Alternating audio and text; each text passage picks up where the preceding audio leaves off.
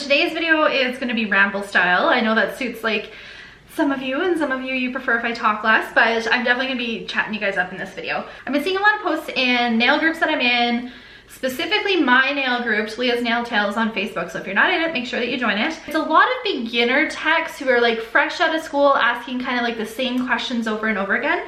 It just kind of got me thinking about like 5 things that I wish I would have known before I became a nail tech. I want to chat with you guys about it because I feel like if you're a brand new nail tech, this will help you. Or if you're looking to get into the nail industry, these 5 things will help you. Please don't look at this video as like me trying to discourage you from getting into the nail industry or anything like that.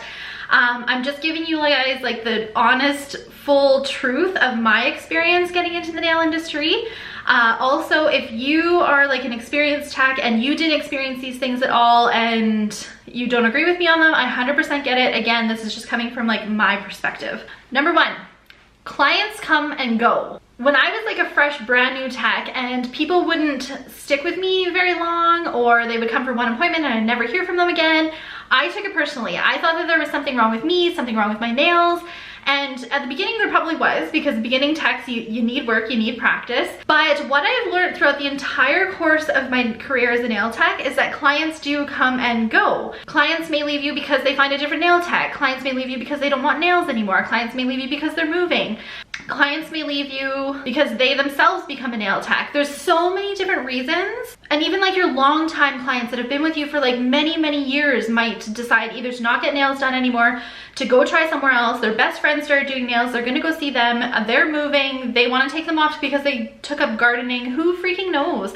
But clients do come and go. So try not to take it personally. Even like right now, I have very limited clientele. I think I have maybe 15, 20 clients on my client roster, and some of them have been with me for so long, and then all of a sudden they're like, you know, Talia, I can't afford nails anymore. Okay, totally understand. I think it's very important to leave a good impression on your clients when they're at your chair, but also when they tell you that they're not coming back. So whether they give you the exact reason that they're not coming back or they cancel their appointment, just say something along the lines of, I really enjoyed having you in. Know that you're welcome in my chair anytime, and text me if you want to come back in again. With that being said, like I have definitely had my share of dissatisfied clients that aren't coming back to me for that reason. They didn't like me, they didn't like my nails. Whatever that may be, clients do come and go throughout your entire nail career. Number 2, you won't learn everything that you need to know in a basic nail course. Basic nail courses are just that, they're basic. They are designed to show you how to apply nails, to show you how to prep nails, to talk about sanitization practices, to talk about like the health of the nails, but they are basic, that is it. So expect to invest in your career as you go to take more courses. I know for me, I took my basic nail course, and within a year I was taking more advanced courses. I was taking courses to better my shaping, I was taking courses to better my art. I know that I did not learn everything that I needed to know about doing nails in my basic course. 3, it takes a lot of time. It takes a lot of time to perfect your skills. It takes a lot of time to grow your clientele. It takes a lot of time to grow your nail art collection. It takes time. You're not gonna just finish your nail course and know everything that you need to know and have like this amazing clientele. Let me tell you, because when I first took my nail course, I thought as soon as I was done, I was gonna have this like booming business. That is not the case, you guys. When I decided to take my business full-time and do full-time nails, it took me a year to be at full clientele. This was with me working part-time for 3 years already. So I kind of had already established a little bit of a name in the industry in my local area, but I wanted to take it further. As soon as you're done your nail course, work your butt off to build your clientele, but don't expect it to happen overnight. It's going to take time. I would also like to suggest, if you're working a full-time job, to not quit your day job. When I first took my nail course, I was in school and I was working part-time and I was doing nails in the evening. Then when I got a full-time job based on like my university background, I was working at that job all day, and then I would do nails in the evening. So when I decided to take my business full-time, I had already had a little bit of like money saved up for it. I had already established my name a little bit more in the industry. So that way when I went full-time, it honestly didn't take me too long to build up that clientele. So I would like to suggest that you definitely keep working at whatever your full-time job is, or work part-time on the side. That way you have your guaranteed income coming in. Number 4, it is expensive It is an investment. You're not just going to look at the price of a basic nail workshop and that's going to be all that you have to invest in your career. You're going to have to get a nail table. You're going to have to get a really good e-file because some courses don't supply it. I know my basic course did not supply an e-file and it only supplied one lamp. So I had to invest in another lamp as soon as I was done my course.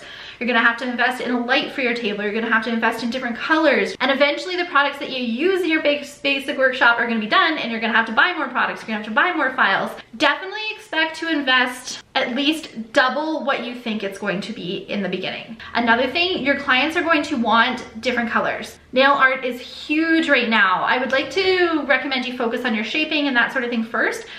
But ultimately, your clients are gonna want colors. So when you're first starting out, I would recommend getting some of your staple colors. Pinks, purples, golds, silvers, blacks, whites, some blues, some turquoise. Also shop for the season. Light Elegance, Fuzion, those type of brands come out with collections on a regular basis based on the season. I like to suggest buying those collections when you're first starting out. That way you can build your collection up based on the season. If you're shopping for nail art, again, shop for the season. If you want to get nail stamping plates, look ahead for your next few months and see what seasons are coming up and buy those appropriate stamping plates and those appropriate stamping colors. Get some staple stamping products in your collection. Get some lace plates, some damask plates, some scrolling plates. Those can be utilized on any sort of color, any sort of design at any time of year. So investing in pieces of nail art that will take you through the entire year is a really good use of your money.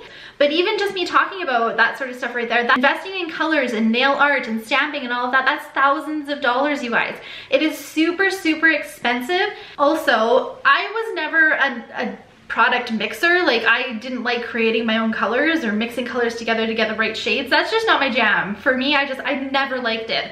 But I know a lot of techs do that. That way they don't have to invest in like the 400 different blues that are out there. You can just invest in dark blue, light blue, medium blue, some white, some black, and mix your own shades. That is an option for you as well. You're also gonna want to invest in your education in your nail industry.